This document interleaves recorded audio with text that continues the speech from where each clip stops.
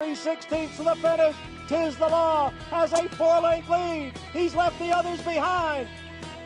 Live from the backstretch at historic Saratoga Race Course, this is Racing Across America with Seth Merrow.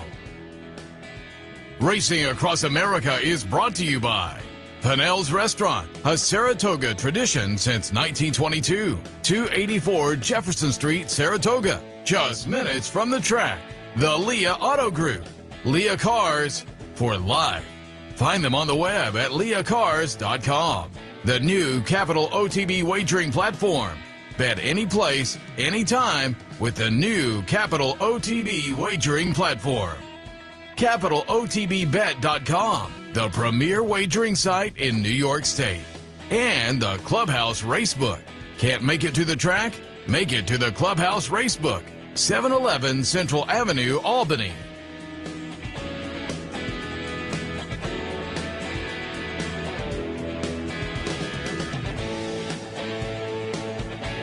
Good morning and welcome to Racing Across America, day 2 here at Saratoga, Friday morning, a beautiful Friday morning, right in front of Clare Court, one of our favorite places on the racetrack with the horses working out in the morning behind us and whatnot. A great opening day yesterday, big crowd, 27,000 plus the listed attendance. If you were up here, you know what a great day it was, how much fun it was, the smiles on people's faces just to get back to Saratoga after last year on the sidelines. And it was a lot of fun. Expect 39 more days of that coming up.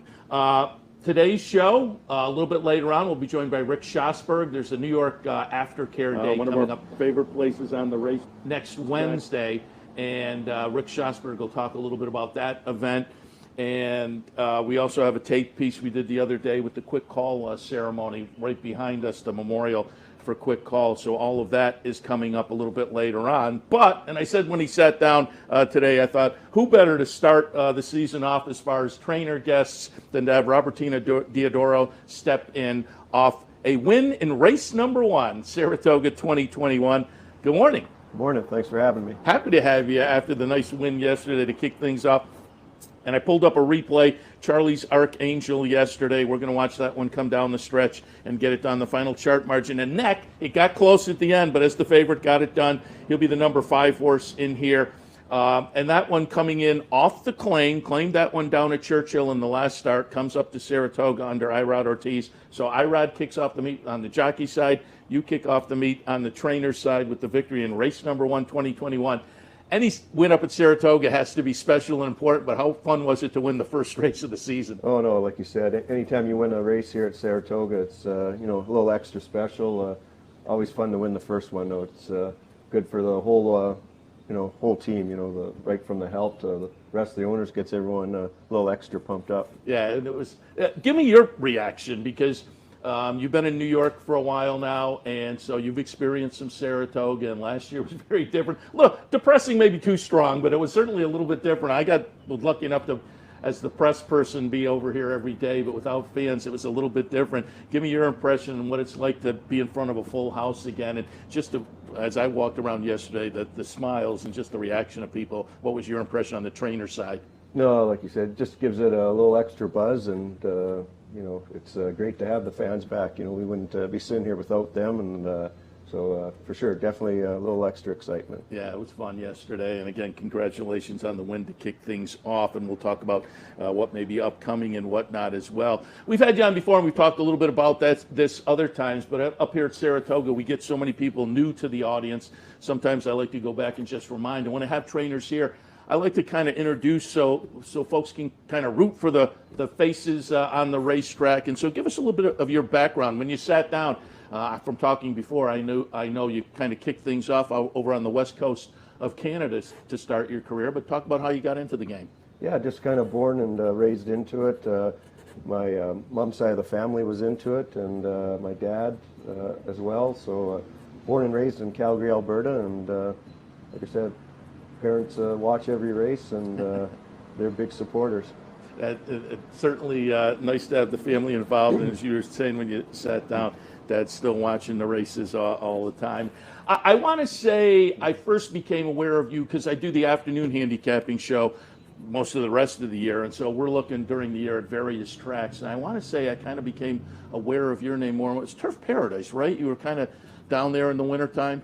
Yeah, that was the first time we started branching out of Canada, was Turf Paradise, roughly 10 years ago. And, you know, we started from the bottom. You know, we went down there with some $3,000 horses and just slowly, you know, got some better horses. And it took us a few years to get going down there. But Turf Paradise has been a great place for us to really get going. Yeah, it's a fun venue in the wintertime. And as I say, that's in our mix, certainly. So, and again, you came on my radar screen a little bit, but now I've moved kind of to various venues across the country. And Anthony Mormino, as he stepped out, said to you, how long have you actually been here in New York? And he guessed a couple of years. And I was thinking that was probably about right, too. You said you've been racing now in New York for about 4 years. How's the experience been?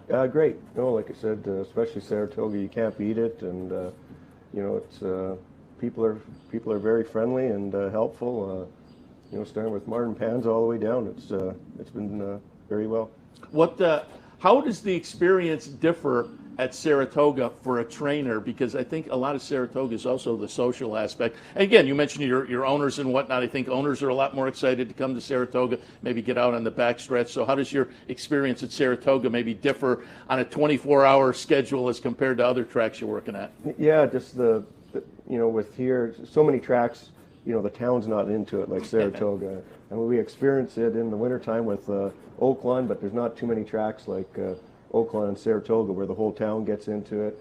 Doesn't matter if you're going for a haircut or going for a cold one, everyone's talking about horses and knows about it, so it's a lot of fun. That is one of the things that I always say. It's not just within the fence at the racetrack around here. Like you say, you're downtown and you're sitting at a table eating dinner, and the people at the next table are talking about how they're going to play the double tomorrow. Yeah, This is great. For sure. Yeah, no, it's definitely, like you said, outside the fence, there's a buzz through the whole town. But I'm glad you brought up Oaklawn, because I was going to ask you about that. Oaklawn in the wintertime is just one of my favorite tracks. I think there's a lot of value there. It's a fun track to bet. You had a great season down there this year. You're second in the standings, I believe, when things wrapped up. And talk about the Oaklawn experience, because I've been there a couple of times, and I agree with you. For folks who have never been, put it on your bucket list. It's very Saratoga-like, the town and whatnot. But talk about your experience down at Oaklawn, and again, you had a great season, so what's it like to race down there? It's the greatest. I just love it. You know, it's, again, it's the Saratoga atmosphere. It's the Saratoga of the wintertime. They've done just the 7 years I've been there, it's just been year after year, just building. I mean, now with the casino and the sports gaming, the new hotel they got, and again, you go downtown for a haircut, some lunch, whatever, the town's buzzing at horse racing, and now this year they're going to start a little earlier. Yeah, what's your opinion on that? Oh, I think it's great. I mean, great for me, myself, in a few different reasons. One, it's become home for me, and nice. My girlfriend and I have a house there, so that's home now, and like I said, racing, you can't beat it. It's just phenomenal. Yeah, it's, as I say, a great fun community, and it seems like a lot of, over the past 4 or 5 years, you've been reading about a lot of jockeys have bought homes down there. Yeah. I know on the, you know, the media side, Nancy Holthus, I think she considers that her home. Yeah. And I think she's originally from down there. And speaking of Nancy, I talk to her about it every Oaklawn year. I had Rick Hammerly on with me this season. We were talking about it.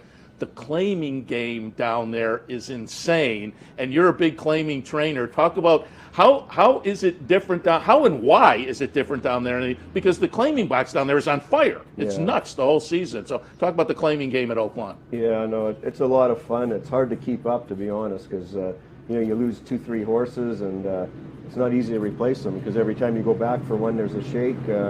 I just think it's the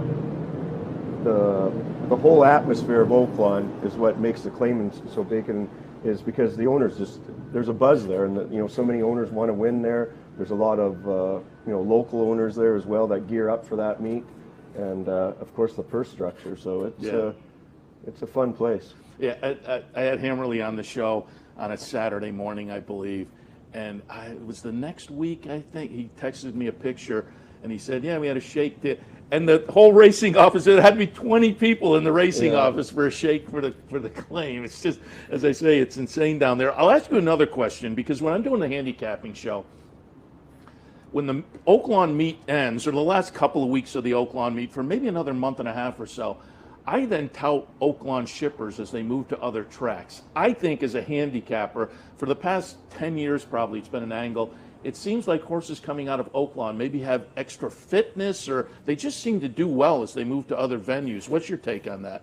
I think a lot of it is the toughness of the race in there. It's very competitive. You know, again, everyone's there to win, and you know, the town, the owners really want to win there a little extra. You know, it's the Saratoga, the winter Saratoga meet, and it's the same here. You know, this is probably the toughest meet in the country. So it's same with Oaklawn in the winter, and I think that's a lot of it. These horses leave Oaklawn and, you know, get to other tracks, and it's not quite as tough. And you know, another thing is field sizes at Oaklawn. You know, big field sizes, tough racing, and like I said, it makes those horses extra tough. Yeah, it's again, it's for me, it's fun to watch, and I think a lot of that is just what you say. Field size adds to the extra value. So as a player, I like it, and again, I find some nice value as the horses move on to other venues as well.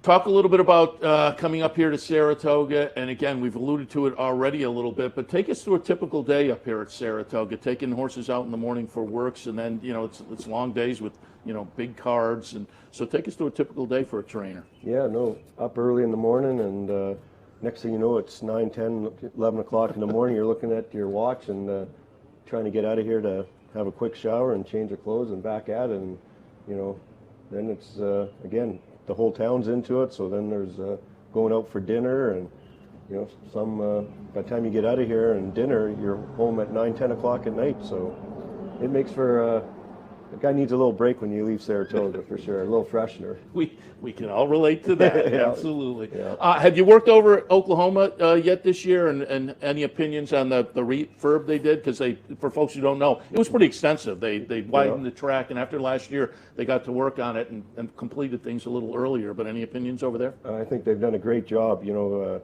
even last week with the amount of rain, it really handled the rain. And to be honest, we've been working probably 95% of our horses since we've been up here over on the Oklahoma side. And you know, that's they've done a really nice job over there. Yeah, everything I've heard, it's the same opinion. I'm wondering, do you ever bring horses over to Clare Court? I never have. Because no. everybody says it's just, it seems like when I talk to trainers, it's more of a mental thing. It's a great place to maybe bring a horse to kind of get them in a different frame of mind. It's a little more relaxed. Yeah, a little change of routine.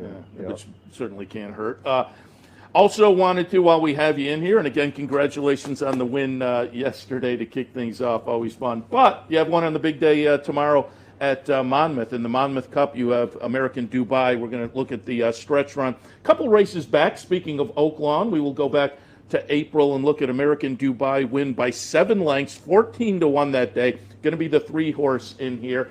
Subsequently went up and tried the Blame at Churchill Downs. Ran 4th behind Mighty Heart, the nice Josie Carroll runner from Canada. That was a nice performance there from that one. But again, going back to this win down at Oaklawn for American Dubai, that kind of jumped out at me. What are your thoughts tomorrow in the Monmouth Cup for American Dubai?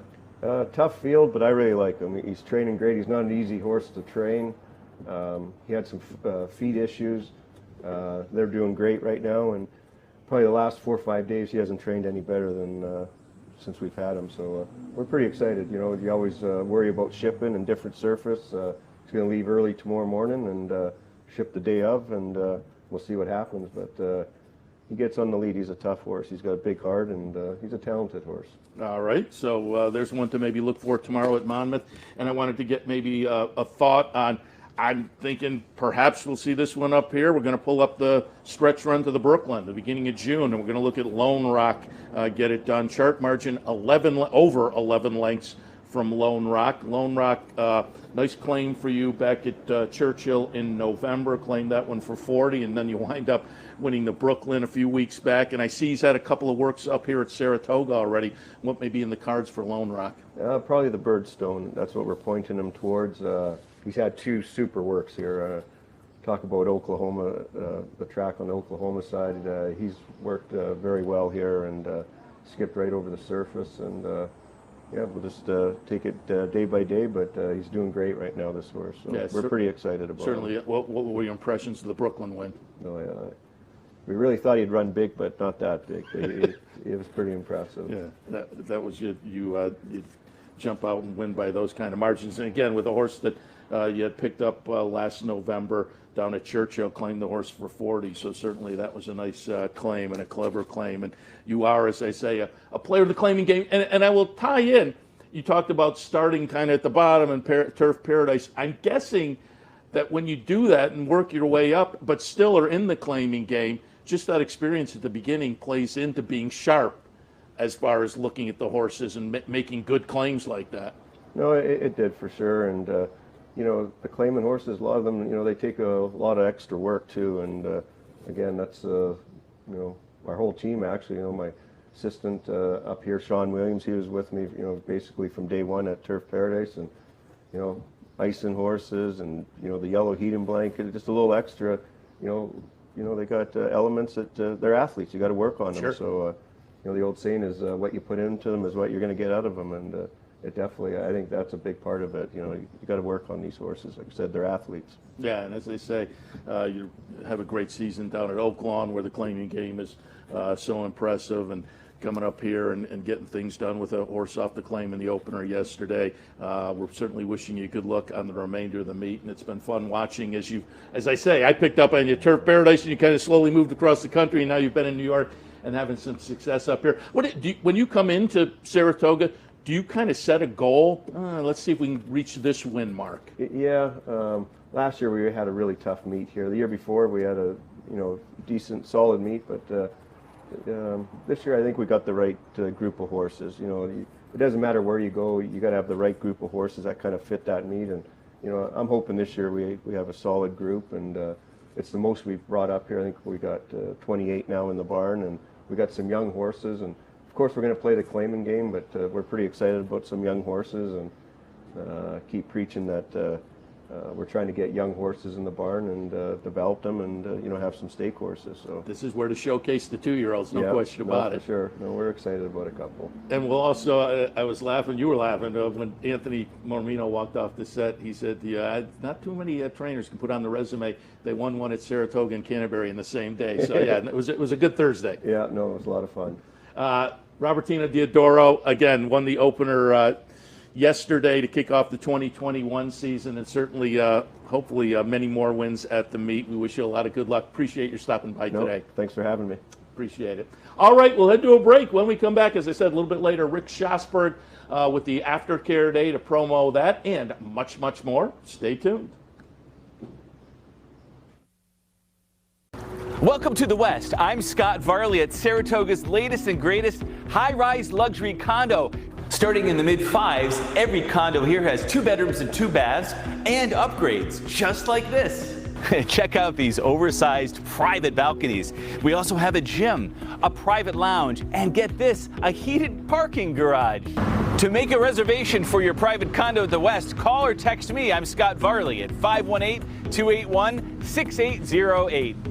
For 4 generations and looking forward to a 5th, Bruce Cerrone and his family have continued their 99-year tradition of delighting their faithful following with the finest authentic Italian recipes made with the freshest ingredients. Some things have changed in the last 99 years, but not Pinnell's commitment to the finest in Italian cuisine. Pinnell's Italian Restaurant, a Saratoga tradition since 1922. 284 Jefferson Street, just minutes from the track.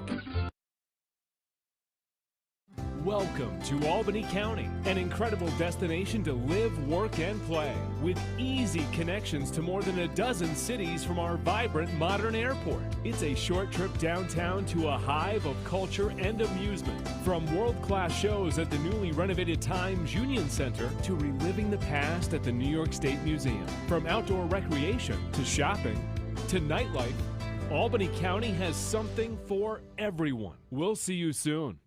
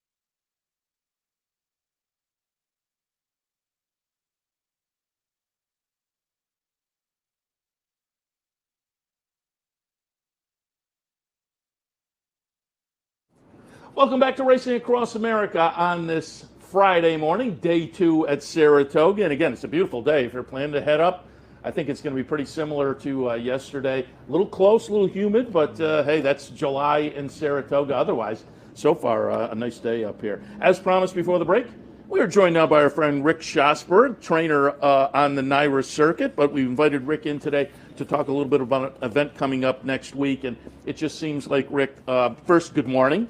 Good morning, Seth. Pleasure to be here. Always great to be on the show. Yeah, happy to have you on board. Again, to talk just in general racing and whatnot. We'll certainly hit on some of that as the morning progresses here. But again, next Wednesday, it's New York Thoroughbred Aftercare Day here at Saratoga. The NYTHA, the New York Thoroughbred Horsemen's Association and whatnot, all teaming up with NYRA for, and what I was going to say was, it seems like over the past, certainly the past 5 years, maybe going back 10, Aftercare of these great athletes that provide us with so much enjoyment, the performances they have during the racing career, that aftercare has become so important. So I think to have a day like this early on the Saratoga calendar is a great idea. Yeah, well, like you said, aftercare really became a term, an actual term in the dictionary about 10 years ago. And the emergence of the Thoroughbred Aftercare Alliance is the national industry-wide program that oversees aftercare and accredits facilities and organizations and provides funding through the industry itself. And Rick Violet is going to be honored on Aftercare Day. It's the Rick Violet Stakes, and he was really the founding father of aftercare here in New York and one of the original members of the TAA, Thoroughbred Aftercare Alliance Board of Directors.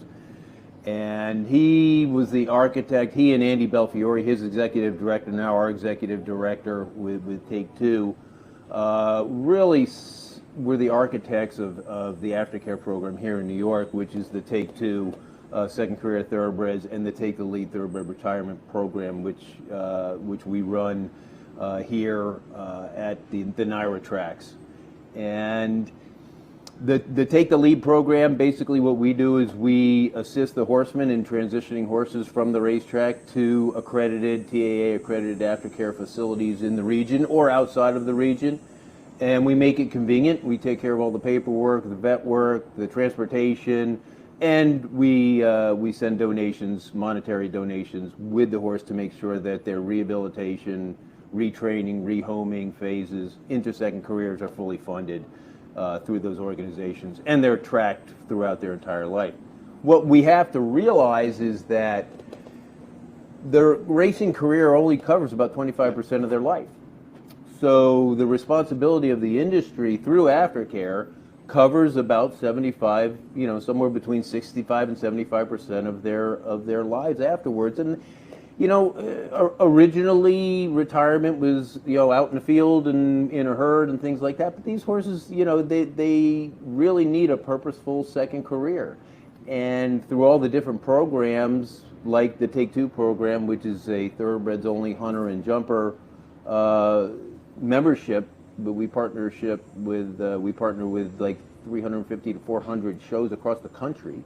That provides demand. The RRP, the Retired Racehorse Project, HITS is through the Jockey Club, and all these other vocations that these thoroughbreds can handle after their racing careers are over. It's really amazing, but it takes funding and it takes people to transition them. Yeah, a little bit later we're going to have a tape. We went out for the unveiling of the memorial marker for Quick Call back there. Yeah. He, of course, was down at Wallkill helping out the inmates down there, kind of learned some skills and whatnot, and so that was great for him. I think he passed away at age 35, and so he was kind of out in the field, but getting, as they say, passing on some skills to people to take care of him, and they say he had a nice personality and whatnot. Yep. So it's good to see he had a nice after-track situation. Take the Lead, Take Two, New York Thoroughbred Horsemen's Association involved in a couple of those organizations, obviously, and you've kind of alluded to it already, but I've heard you talk about this before.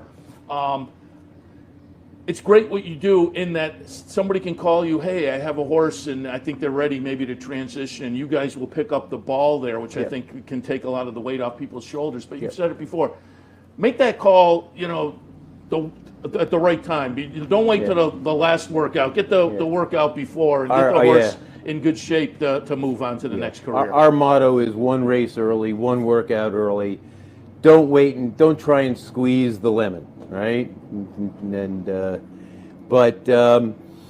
So we make it easy. Like you said, it's a text, it's a phone call, it's an email, or come by the barn. I have a team. Andy Belfiore and I have been running this since 2013. We have a new member of our team who works for NYTHA, is Kristen Mason, and she handles going to the barns also with me, or she'll do Belmont if I'm up here, or she'll help us out in the office with all the electronic paperwork and things like that. So that's the Take the Lead program, and it's been an undeniable success. We've retired over 800 horses since its inception, and every year we've increased our numbers quite a bit. We did 183 last fiscal year. Prior to that was 135. Prior to the year was 98. So people are getting comfortable with it. They know that the horse will find safe haven. We will track them throughout their second careers through the organizations that we pick that are accredited with the TAA. And so it really has taken the onus off, and I think it's really helped in horse safety. We've gotten the horses, prior to injury, to get them into rehabilitation and retraining for second careers, and the horsemen, the owners of the trainers are really comfortable with that, and that kind of leads us into this program that we're putting on Wednesday, which is New York Thoroughbred Aftercare Day. And first of all, this was a group effort with NYRA. I mean, the amount of work that went in a very short period of time from the NYRA group with David O'Rourke, Martin Panza, Glenn Kozak, Pat McKenna, with NYTHA, Will Alan Pajevic, and Joe and I and Andy Belfiore, the breeders with Naj Thompson, just brand new into the position over there. Everybody got together, and I've said this all along. I was very privileged to be handed the ball off with Aftercare. It's a feel-good initiative. It's undeniable. When you say we need to get this done, there's no denying it. Yeah. It's not a political football that can be batted back and forth. If you deny it, you're on the wrong. So it's an initiative that everybody can get into lockstep with, and there's everybody checks their egos at the door when it comes to okay, we're going to do this, we're going to do this, we're going to do this, and everybody kind of works together. And in a very short period of time, they put a fantastic program together for Wednesday. We've got 5 New York horses that have gone through the Take the Lead program that are going to do demonstrations out there before the races. 2 from Rerun. Everyone remembers old Uncle Si. He's going to be out there. He's an old fan favorite. And we've got 3 horses from the New Vocations farm up here in just north of Saratoga and Gansevoort. And they're going to be doing some dressage and some show jumping and stuff like that. And other organizations will be represented in booths. We'll have Aikendale Thoroughbreds from downstate, and certainly the Thoroughbred Retirement Foundation, which basically started it all. And they're still accredited with all their facilities and all their horses, and they've really put themselves, back in the aftercare game with rehoming and rehabilitation also. But it's going to be a great day. There's going to be interviews between races after the demonstrations, and you can go to information booths to get more information. You can donate through a text to donate. If you text Aftercare 2021 to 44321, you can make a donation to the Take the Lead program. And what are people texting? Okay, it's Aftercare 2021 to 44321. All right. I will reiterate that. And you can also go to our website, which is take2tbreds.com. Okay, you can hit the donate button there, and it'll be great. Because people power. You got to have the people, but you have to have the funding. And in New York, we surpass every other jurisdiction in the country with regards to funding for aftercare. We generate about $1.3 million for aftercare, and that comes from the New York Thoroughbred Horsemen's Association, which makes a sizable donation to aftercare between our 2 programs, Take 2 and Take the Lead. And we have the per start fee the owners put up, and that gets split up between the TAA and the Take the Lead program. The claiming assessment, between the claiming assessment and the per start fee in New York, that generates $500,000 right there. So, and the jockeys donate, the breeders donate, other organizations, NYRA of course, and then there's some private donations as well. But that's the kind of thing that our legislators and our allies up in Albany need to see. And that is what helped lead to the anti-slaughter bill that just passed through the Assembly and it passed through the Senate with the help of Assemblyman Pretlow in the Assembly and Senator Joe Adabo, who's the chairman of the Racing Committee in the Senate. And all these organizations that I have mentioned helped to formulate the language for the anti-slaughter bill. It's more than just anti-slaughter. We did a microchipping clause in there where every single horse on the grounds is microchipped, regardless of whether it was mandatory for 2017-18 on. There were still 6, 7, 8 year-old horses out here that weren't microchipped. That helps us along the way in aftercare, so we can track these horses throughout their second careers. And so that's part of the anti-slaughter bill too, along with several penalties for any issues that come along, and there's other parts of the bill that pass through, but that we had to prove what we do in New York to those legislators. We had several meetings with them. We showed them our numbers. We did demonstrations for them. We had Gary Pretlow and Joe Adabo had come to Rerun to watch horses do some jumping demonstrations for us down here in East Greenbush. And it really showed them, it really was a hands-on operation. Their staff came down, their chief of staff and some of their other staff members came down. And it really helped, it wasn't just on paper, it wasn't just on pictures, they visualized it and it was hands-on. So that really helped us along the way. And, I think we're at the forefront of aftercare in the country, and it's an initiative that the industry is responsible for. It's a pension plan for their retirees.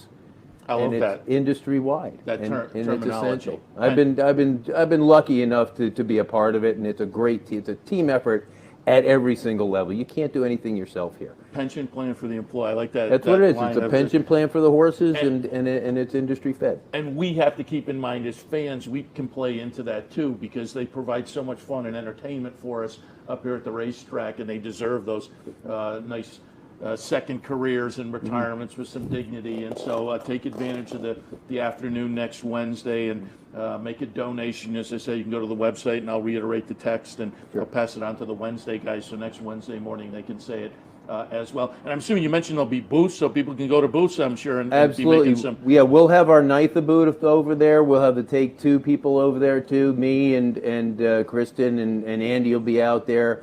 I know we have folks from Aikendale that are going to be there. We'll have the Rerun people here with their horses, plus information there, new vocations, probably Second Chance. Several of the organizations in the region will have information there for them, and they can make private donations to each one of those if you want, or you can go through the Take the Lead program. 98.9% of our funding goes to the horses. We have very small administrative fees, and most of us do it on a volunteer basis. So virtually 99% of the money that comes into the Take the Lead and the Take Two program goes to the horses, either through transportation costs, veterinarian costs, or just donations to make sure that those horses are cared for through the rehabilitation process. Nice. And I'm glad we had you here today, and I'm glad you covered a lot of things that I was going to tee you up for, but and one of them was to run on. No, that is perfect, because I was going to, and then you hit on it. I was going to say, because I tossed out NYTHA at one point, and for folks who don't know the acronym, New York Thoroughbred Horsemen's Association, I think it's important to kind of keep pushing the fact that people wonder about this and what happens in the second career, but it's important to push that. Over as I say, the last 5, certainly 10 years, you get into it. The New York horse people, as you said, have been on the forefront, and it's important to keep pushing that. This is the New York Thoroughbred Horsemen's Association, as you say, Nudge Thompson and the breeders involved as well. So the New York racing community, you said the jockeys kind of chip in. The New York people are putting it on the table, showing their concern, doing it to get these horses that retirement or second career. Yeah, and we're, for other jurisdictions, we're saying, hey, see what we did here, right? Like with the claiming assessment.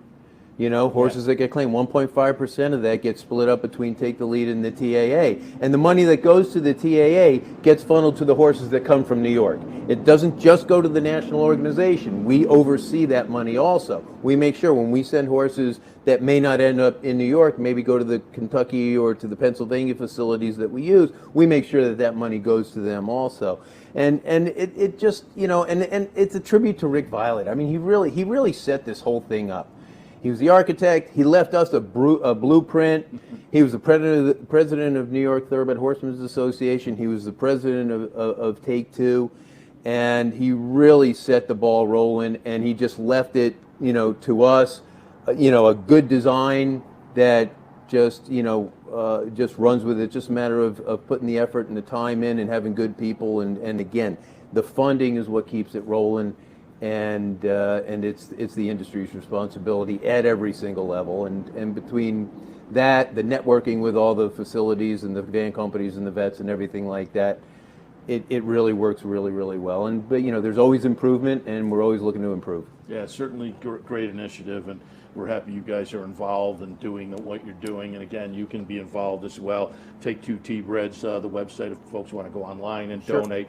You can text to 44321, text Aftercare 2021, and that'll be a donation as well. Keep all that in mind. Again, I will reiterate that a little bit. It is next Wednesday, July 21st, New York Thoroughbred Aftercare Day up here at Saratoga. Participate, get to see some of the horses who are benefiting. That'll be fun, I think, to see some of the horses out on the track who benefit from it. It's going to be pretty cool. I've been to all these facilities. I do some inspections for the TAA, and to see some of those horses out there that I saw on the racetrack, or some of them that I've trained, and maybe sometimes I train their mothers. I'm getting a little old. That's what happens.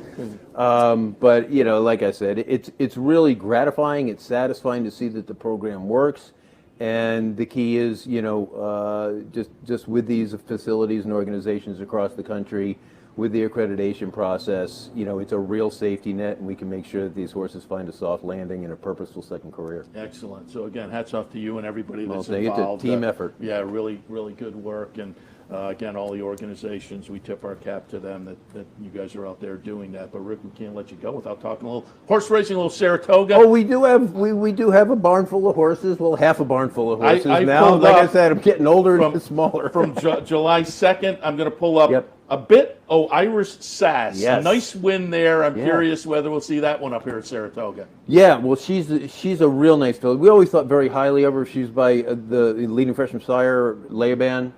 I ran her a couple of times at 2, and I wanted to put her away for the winter time because I really thought she was growing, and that once she got to go a distance of ground, I really thought she'd show herself, and she did. We ran her once in a sprint, and then we came back in a long race, and she was challenged the whole entire way, cut out the fastest fractions of the day, and separated at the end. I really, really think a lot of this filly. And the Clear Stars guys, I mean, this group of people that Michael Sternclar has put together are the happiest bunch of people you'll ever see. When they won the other day, everybody in the grandstand was clapping for them because they just were so happy. It's such a great bunch of people. We're always expanding, and they really enjoy it. They come by the barn every morning to see the horses, and they have their own, their own insignias and logos and stuff. And I had, of course, I had to, toe the company line this morning also a little bit. But she's a real nice filly, and it was one of the 4 2-year-olds that we bought last year that turned 3, and all of them turned out. All the 2-year-olds that we bought last year turned out. If they hadn't won, that 3 of them have won, and 1 of them hasn't won but made $70,000 not winning. So she was pretty successful too. So. But we think highly of this filly. She's got a lot of class. She can go a route of ground. She'll run here possibly at the end of the meet. There's a 3-year-old filly New York bred stake for $200,000. We're going to aim for that and work backwards.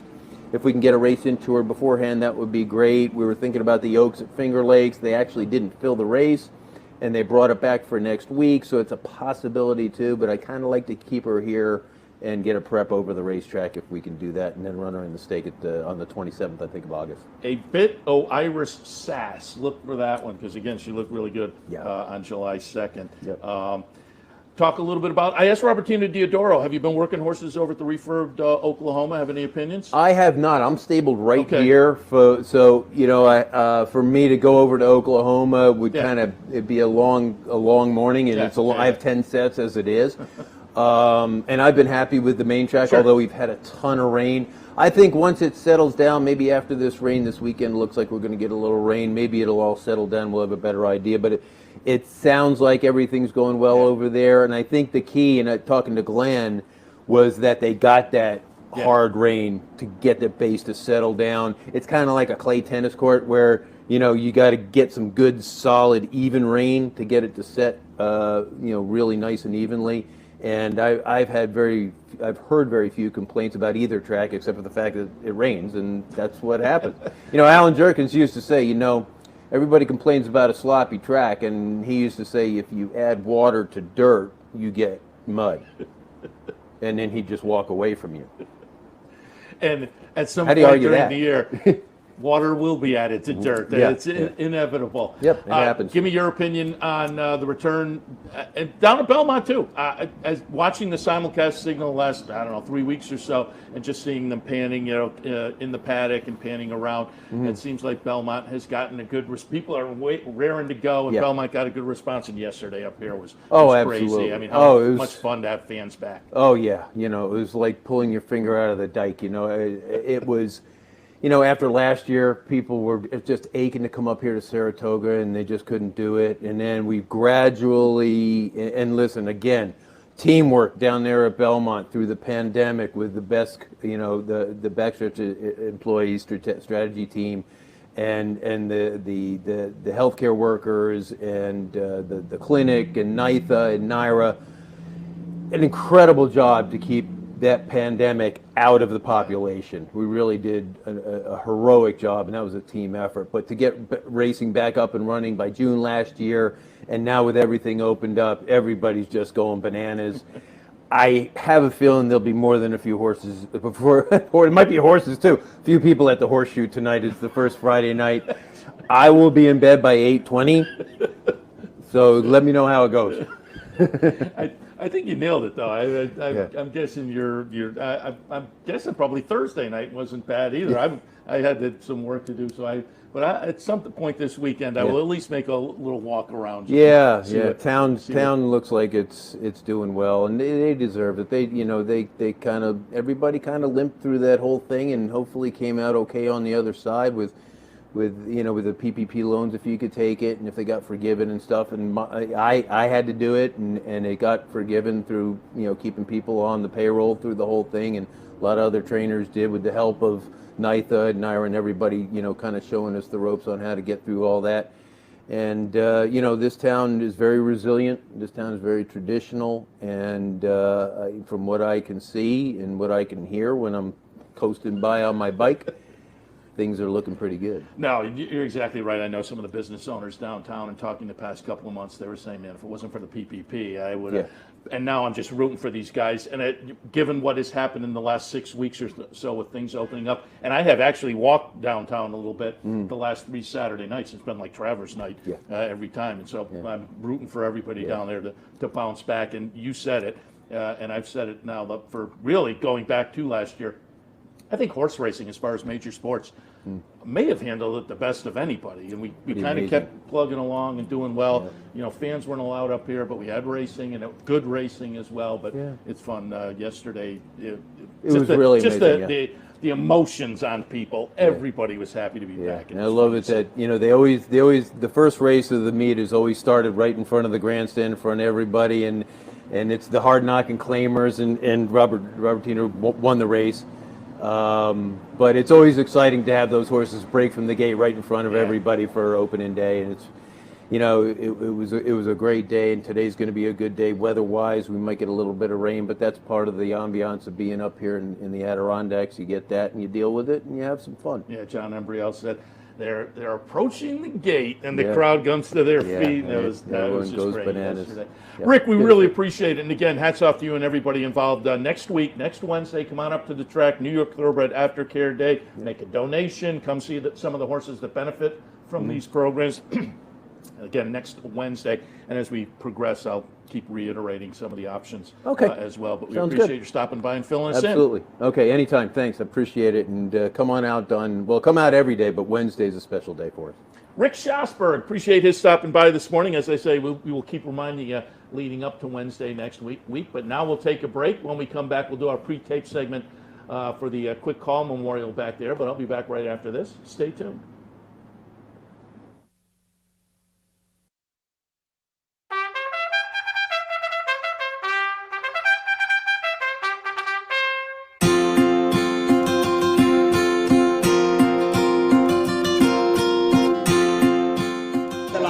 Set now for the Juvenile Phillies turf. 14 of them across the track. Field set on their way. And the dance on the outside. Broke a little sideways with Pro KK, but meanwhile it's going to be stopped. But running on now, and Somali Lemonade's got 8 to make up. They come to the top of the lane. Stop shopping. Maria's got a lot left. Stop shopping. Maria goes on. Sweet Cat is right there. Hard not to like. Royal Body is running on. Past the 8 ball way comes. Stop shopping. Maria for the run. Still under a hand ride as they come to the 16. Stephanie's Kitten coming out late. Here's Stephanie's Kitten coming fast. Stephanie's Kitten. Stop shopping Maria. Stephanie's Kitten's won.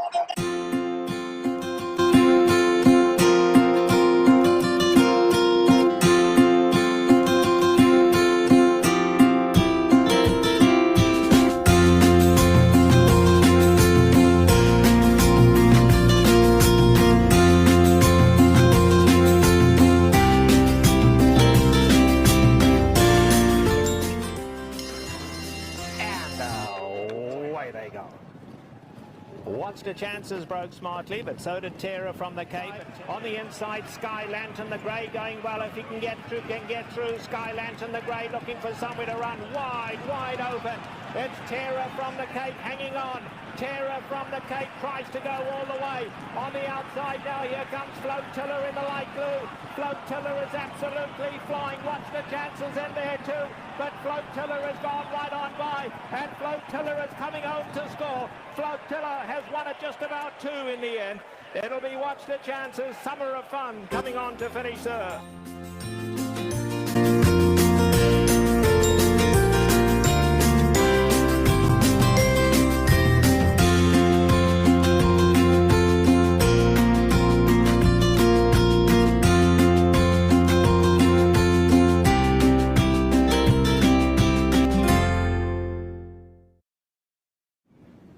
Welcome back to Racing Across America. We'll wrap things up with a tape segment we did. If you were watching Wednesday morning, I had Kim Weir in with me from the Thoroughbred Retirement Foundation, and we talked a little bit about what was going to go on. Yesterday, opening day, was Quick Call a Day with the race named for Quick Call, one of the feature races. But on Wednesday, literally right behind us here is kind of the memorial section inside Clare Court. 4-Star Dave is buried there, a phenomenon. Folks may remember, certainly 4-Star Dave being the Sultan of Saratoga. People remember that name. But on Wednesday, they unveiled a marker commemorating Quick Call, who was a Saratoga favorite. Folks, younger folks may not remember. I'm old enough to remember. He won a couple of editions of the Forego up here. Had a great career up here in Saratoga and a great career overall, but he spent more time in his second career where he was part of the TRF program down at the Wallkill Correctional Facility, where some of the inmates are part of an equine program learning how to take care of the horses. And Quick Call spent many years down there helping out the folks who are part of that program. And so at the ceremony the other day, there was a lot of NYRA people. Andy was over there, Andy Serling, and Jeff Canizzo was over there, Naj Thompson from the New York Breeders were over there, and a lot of people who had been involved with Quick Call, both on the racetrack and at Wallkill. And so we were over and caught a little bit of the ceremony, the unveiling of the marker, and then they had a little event across the street as well, and we caught up with some of the folks. The Commissioner of Corrections, who talked a little bit about the Wallkill program and the horses and the TRF horses down there and how important that is. We talked to a former inmate, a graduate of the program who dealt with Quick Call. We talked to Quick Call's exercise rider when he was on the racetrack. We talked to Kelsey Kober, who is the farm manager down at Wallkill, and a few other people as well. It was, again, a nice event, and it was nice to talk to the people who had real interactions and memories of Quick Call, both on the racetrack and beyond in the second career. So here again from Wednesday, the Quick Call Commemorative Memorial Unveiling. Take it away.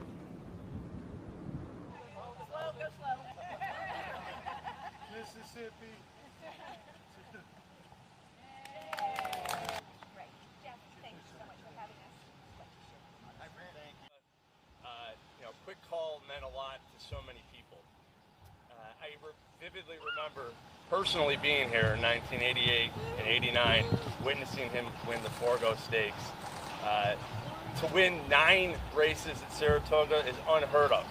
To win 1 means an awful lot, and it's special. So consider the fact that he did that 9 times throughout his career is just remarkable. He's what makes the spa.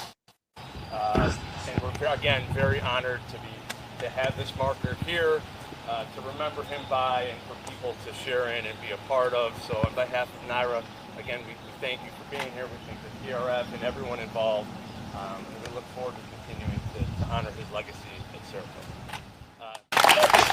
A moment while we do a little microphone switch, and I would just say that as you soak in the marker, which I will get out of the way, this horse would not have lived his 35 extraordinary years without every single one of the people in this shot. These are the heroes of the TRF, of the horses, of this particular horse, and I look forward to, as we gather post-ceremony, to you all hearing their stories and how much each of them were impacted by this horse and how much we are grateful to each of you for being here. There are more stories than you can possibly imagine, and I just want you each to know, each who come out today, how much we appreciate you today, and all the days, and all the years, and all the moments, and all the phone calls, and all the things you've navigated. It's extraordinary. So we are just grateful. Please know to our friends from the media, these are the superstars. Without the shoulders of giants upon some of us get to stand today.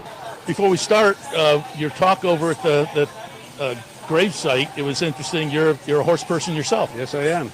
My wife is really the horse person. She had knee surgery, so I'm taking over barn duty for her. We have 4 right now in our barn, and I did that this morning before coming here. Clean the stalls, fed them all, make sure they have good, clean water, well taken care of, because she is a fastidious taskmaster. Very good. So that's pretty much the game plan at the facilities as well, with the TRF horses and the TRF herd, with the inmates taking care of the horses on a daily basis. And I've talked to the TRF people on my show before about the program. Talk about it from the perspective of the corrections side on the state, and how much it means, the partnership with the TRF, and kind of helping the horses in their career after the races and helping the humans as well. Yes, it really is a mutually beneficial relationship, and it goes back many years, and we're so happy for it.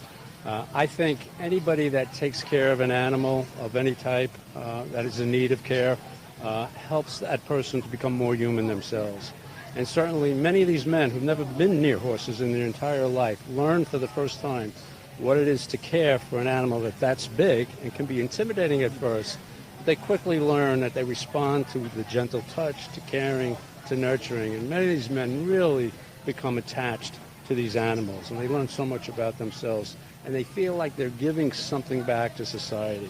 I mean, these horses gave a lot of pleasure when they were racing on tracks, whether they won or didn't win, or all the other work that they put into it, but they deserve a happy home afterwards. They deserve a humane treatment, and these men are happy to do it. And we're so happy to partner with this foundation and keep this thing going, and perhaps expand to other correctional facilities in the not-too-distant future. And it was great to see you here today, because our audience is probably more used to Quick Call on the racetrack, but he had a longer career off the racetrack where he benefited a lot of people and clearly benefited the corrections facilities as well. Absolutely. When he was a racehorse, he won quite a number of races, winning over $800,000 in earnings. But when he was a retired racehorse, he won the hearts of countless men, and you can't put a dollar figure on that. So we were so happy to have him and so many other horses, and what it means to the men to give back to society. Great program, and we appreciate your participating. Thank you very much. We're so happy to be partners with this wonderful organization. We're here now with Kelsey Kober, and I'm going to let you inform us of your multiple titles. So I am the vocational instructor for the New York State Department of Corrections, and I'm the farm manager for the Thoroughbred Retirement Foundation. And talk a little bit about the project at Wallkill, and I've said it multiple times, and including in this piece, it helps the horses, and it's great for their after-racing career and their after-racing health, but it helps the humans as well. Talk a little bit about the program. So yes, it does help the horses, but it also helps the incarcerated individuals. It's extremely therapeutic for them. They get to be around the horses all day long, and they learn from the bottom up. They learn how to groom the horses. They learn how to walk them. They learn how to take horses off the trailer when they arrive to me. It's an extremely wonderful program for them. And as I understand it, you took care of Quick Call in his waning years. Talk a little bit about him and maybe his personality, being an elder statesman on the farm. So I have what's called an old timers paddock that holds my 25 to 35-year-old horses, and that's where Quick Call stayed, and he was right close to us all the time. And he had such a personality. All the way until the day he passed, he had an extraordinary personality. You could pick him out of the field and know that was Quick Call. He was just wonderful. And again, just a great program and a great benefit to the folks that are participating in it. Talk a little bit about just overall TRF and how much these correctional facilities play into the herd management. So as I work for the TRF as well, I care for 33 retired racehorses right now at Wallkill, and it's an extraordinary job as what I do every day, making sure the horses get the proper care, making sure they've got fresh water every day, fresh grain every day, making sure nobody's injured. If they are, we get the vet out there right away, and that's what I do on the TRF side. Very good, and as I say, I think it's a great program at these correctional facilities, tying up with the horses to give them a career and a life afterwards and helping out the people as well, so we appreciate your work. Thank you. I'm extremely blessed to be a part of it, so thank you. Alessio, he's the superintendent at Wallkill, and Phil, talk a little bit about the program. TRF and the horses. I've been saying all along, I see where it's beneficial to the horses, obviously, but it's beneficial as well. Yes, for the incarcerated individuals, it teaches them how to actually take care of a living being. And it's also a healing process for them because they see through the magnificent creatures how they're responding to being treated positively, being fed, being taken care of. They go out there and day in and day out and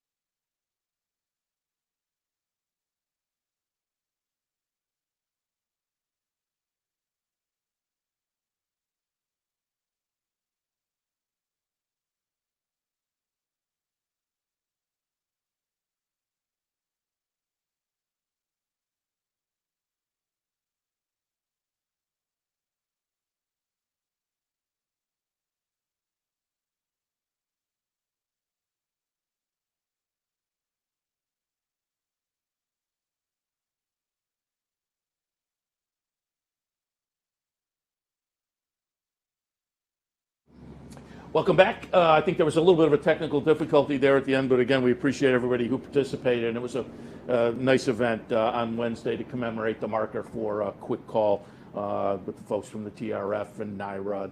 As I say, some of the correctional facility people who Quick Call, that second career played into it. And some of the people remembering Quick Call and his racing career also. So again, appreciate the event there. Let me wrap things up. First, let me hit on some of the promos coming up. Today, there is a bounty bet. You play the late pick 5 at Saratoga with your capital OTB bet account, and you're alive for a shot at the bounty. There's a trifecta challenge down at the Clubhouse Racebook. Tomorrow's the Saratoga Syndicate. I'm imagining that team is probably full. You can check the website to make sure, but syndicates throughout the Saratoga meet on Saturdays. They will open first come, first serve on Sunday. So keep it in mind going forward. Tomorrow there's also some other, Saturday there's also some other pick promotions as well and bankroll promotions and whatnot. We will alert you to those as we get closer, or swing by the website, capitalotb.com, for more information. Again, today at the racetrack, it is Healthcare Heroes and First Responders Day. If you fit into that category, bring your proper ID and you get free admission today. There'll be 2 or 3 races where the first responders will be invited into the winner's circle as well. So again, deserve it. The folks who were doing what they had to do throughout this pandemic year and a half or so. Healthcare Heroes and First Responders Day today here at Saratoga Race Course. I think that catches us up. I'm looking at all my notes. I have notes all over. I have various things that have been emailed to me and whatnot, but as I said, I think that catches us up. And you can always go to capitalotb.com, click on the promos and events link to catch up with the promos and events as well. But that wraps things up. Day 2 at Saratoga. I'm already worn out. I don't know about you, but it was a great day yesterday. You can be worn out, but you get over and see the smiles on the faces and everybody having a great time. And thanks to everybody. I had forgotten how tough it is to walk through the crowd over there when there is a crowd. For folks who clearly tune in the morning and want to, hey, give a thumbs up to Capital OTB TV. I salute, our crew, Danny and Dino down in the studio, up here as well. Brian and Mick doing a great job up here. They're doing all the hard, the heavy lifting, as it were. But I get to hear the feedback on the front side. Walking around yesterday, I don't go more than about 30 feet before somebody stops and says, really enjoy the programming in the morning. So again, appreciate all that feedback, and that was fun yesterday as well. But again, nice day. Looks like clouding over a little bit, again, a little bit humid, but it's July in Saratoga. Overall, a nice day. Looking forward to another great day here at Saratoga with a nice card as well, and into the weekend. I'll be back tomorrow. My days are going to be Friday, Saturday, and Sunday. Brian Nadeau will be in on Wednesdays.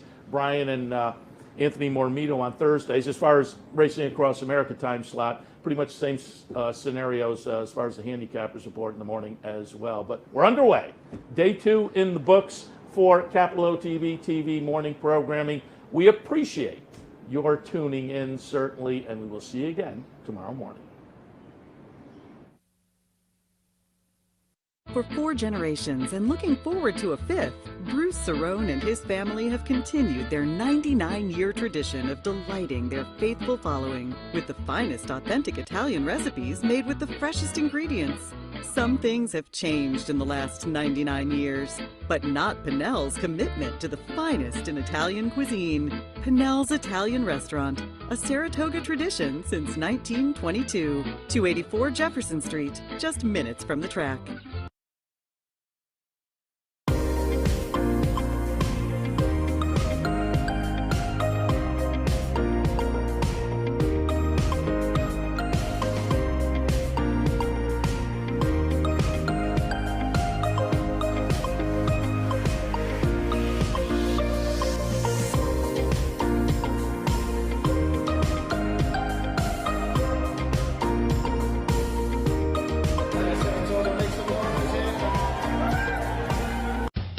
Best place to find your favorite teams, your favorite food, daily drink specials, and wagering on live horse racing? Legends Field Sports Bar, 711 Central Avenue, Albany. Get your game on day or night with 75 flat-screen TVs, tournament-style pool tables, a private banquet room, and live horse racing. So if someone asks you, where's the best sports bar in the capital region? Tell them Legends Field Sports Bar, inside the Clubhouse Racebook, 711 Central Avenue, Albany.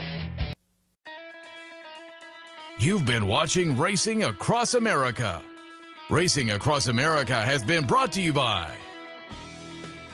Racing Across America is brought to you by Pinnell's Restaurant, a Saratoga tradition since 1922. 284 Jefferson Street, Saratoga, just minutes from the track.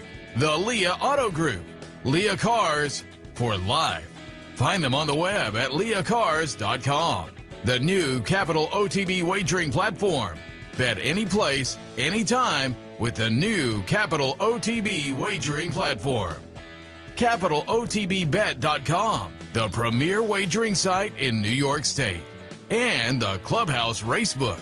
Can't make it to the track? Make it to the Clubhouse Racebook, 711 Central Avenue, Albany.